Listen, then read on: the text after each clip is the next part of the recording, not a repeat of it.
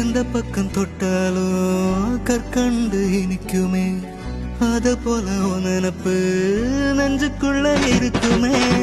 என்ன நீ